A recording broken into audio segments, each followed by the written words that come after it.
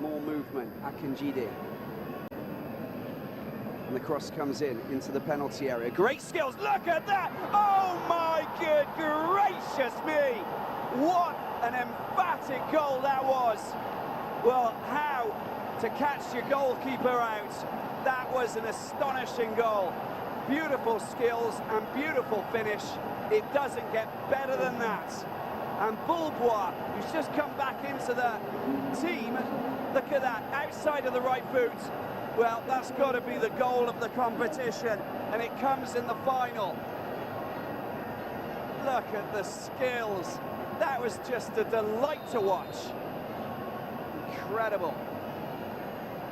Look at that, he just took the sting off the pass, held it up beautifully, and what a fine finish. Prt1, well, you can come back again. If we can see some more goals like that, well, we're in for an absolute treat tonight. Senegal, 1-0 down, Nigeria take the lead. Strike again. Musa with his free kick comes in, it's not bad at all. Oh, the save is fantastic. He came to the rescue, see.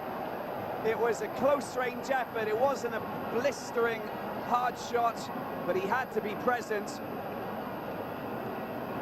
And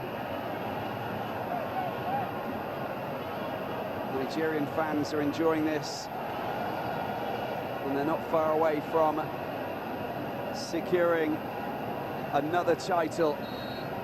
And out of the dugout, Wag hoops the ball upfield, it's desperate.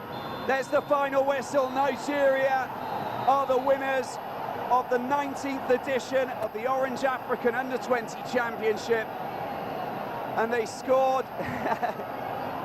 with a wonder strike from Prt1. And that came in the 20th minute. It's their 7th title that they've actually won in this level, and they thoroughly deserve it. But we just can't stop celebrating the Flying Eagles. Of course, 4 of their players have been selected by CAF, to make the best players in the continent. They are talking about Tayo Awoniyi, is spearheading the attack, and of course, only one goalkeeper was actually chosen, and that happens to be Inaholo. That's Joshua Inaholo, Nigerian's goalkeeper. You also have Musa Mohammed, who happens to be the highest goal scorer of the tournament. He was also chosen for the best players you have on the continent right now. I'm talking about on the 20 level. Then you have Akinjide Idowu. He also joined them in the midfield. Now, these players were actually fantastic, the team of the tournament. So we just can't stop celebrating this crop of players, and hopefully, just like their coach said, they will be the future of Nigerian football, and hopefully in 2 years time, not like 3 or 4 or 5 years, you have these players actually playing in the national team. Now, this is what you have on your screen there happens to be the team of the tournament. All the players, you have some coming from Ghana, Senegal, of course, Nigeria lost to them, and of course you also have just Nigerians, Senegal and Mali. Just that's where the players are coming from in each of the country. Now, talking about what we'll be talking about today. Now, some of our headlines, we'll starting with what is happening with the team preparing for the Rio Games, talking about the 2016 Olympic Games. And now we're going to be having 12 elite athletes. They will definitely be sponsored. They have a scholarship. That is the IOC, talking about the International Olympic Committee, actually gave out 12 Nigerian athletes, a scholarship. And this scholarship is that they will finance their preparations for the Games. And they were given based on their performance at the Commonwealth Games. Ese Brumesh is part of them. Of course, Blessing Okagbare, #1, and Regina George, that's another athlete who also made that list. Christian Amechi Morton also made the list, and Divine Odudu. Now, for Vincent Eyama, today is obviously his best day. He's going to make his 100th cap for Nigeria, and all eyes would definitely be on this man. And of course, on the program, we'll be talking about one man who has decided to call it quits in the game of basketball. I'm talking about Steve Nash. He's 41 years old. He decided to retire, but despite the fact that his retirement he had to retire with a lot of injuries. And also, we'll be talking about the presidential debate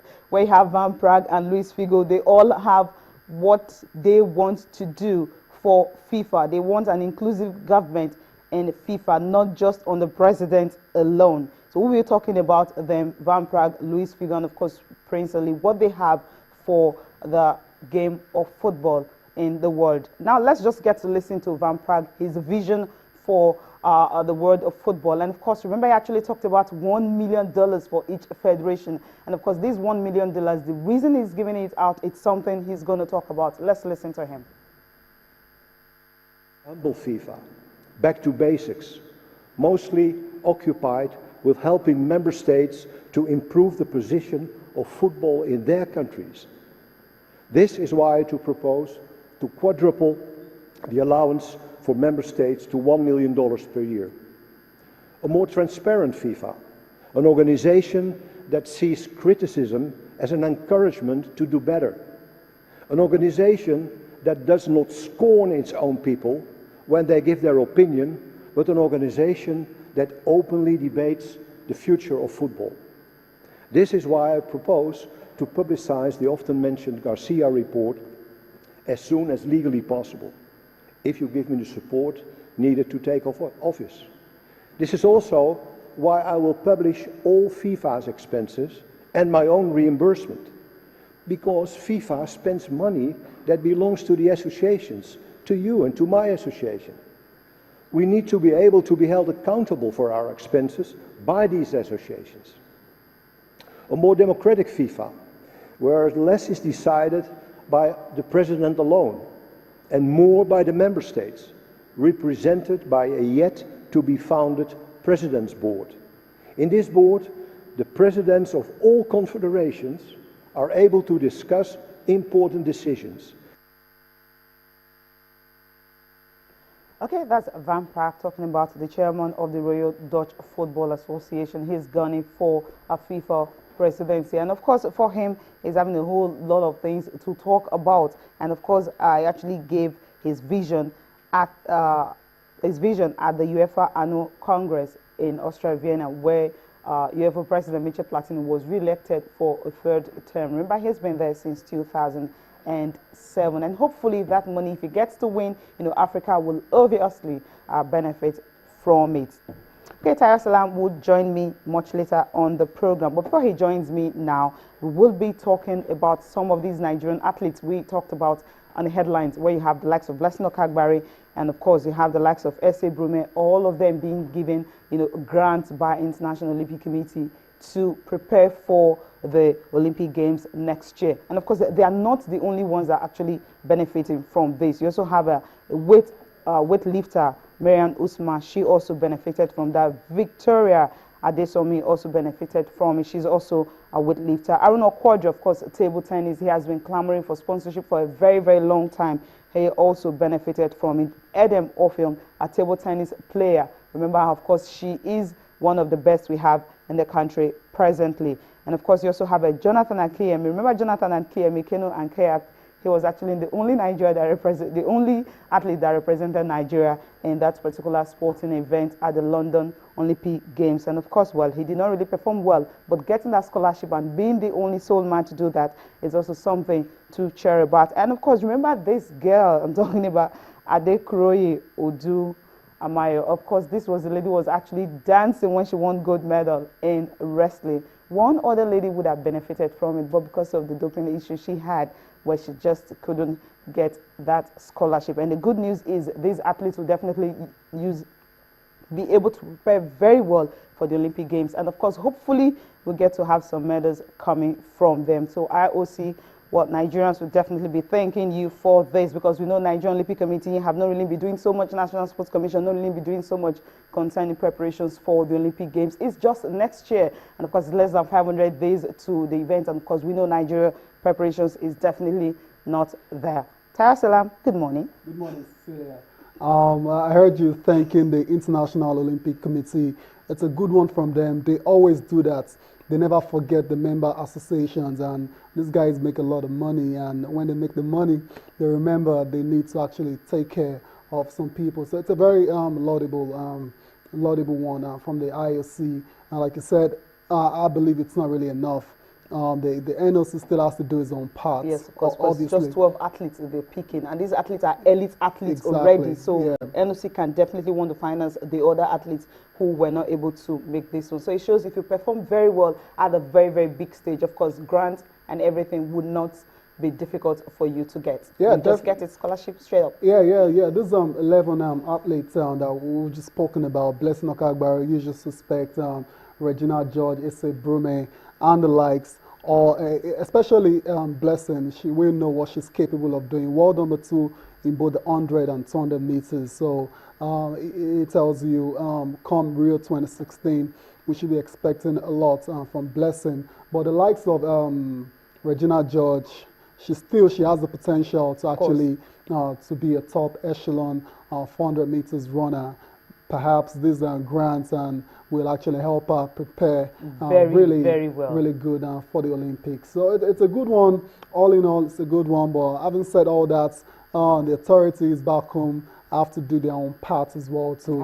I don't want them to just say, oh, okay, these guys have got the grants and the money now from the IOC, then that's the end. That should not be the end. They still need to support these athletes in terms of getting ready for the Olympics. And I'm looking at Jonathan Akiemi canoeing, like that's a very interesting one. Apparently, this lad has the potential to develop into a really good. He was actually born in Britain, I know that, and he decided to, participate for Nigeria, which is really key because you have so many Nigerian athletes in Britain representing Great Britain and all that. But he decided to, okay, I want to be an exception, even if I'm the only athlete. I want to come to my country. Yeah, it's one to, awesome. I think that's the reason. He's one to really watch out for. I'm watching out for canoeing. It's not a very popular sport in Nigeria. But the medals are what is important, and just like the Secretary General of the Nigerian Olympic Committee, Tunde Popola, said that the scholarship would definitely be a good incentive for the athletes to want to go for more medals. And of course, for the ones at home who couldn't get it, preparations is definitely key for that. Now, talking basketball, let's leave the Olympics alone now. Talking basketball, talking about the All-African Games. You're going to be having the D Tigers. They will be playing against Burkina Faso today at the National Stadium. Is the second leg of the All-African Games qualifier. And once they win this game, they'll definitely pick a ticket for that. They won the first leg 83-57 when they defeated their opponent in Ouagadougou. That was the first leg. But this time around, they are coming home. And of course, you're definitely going to be having the likes of Oyediji. He will be spearheading the Nigerian basketball men today, 6 p.m. at the National Stadium here in Lagos. So if you want to enjoy the very best of basketball, you can definitely go there and watch Team Nigeria qualify for the All-African Games in Congo, Brazzaville. Yeah, Cecilia.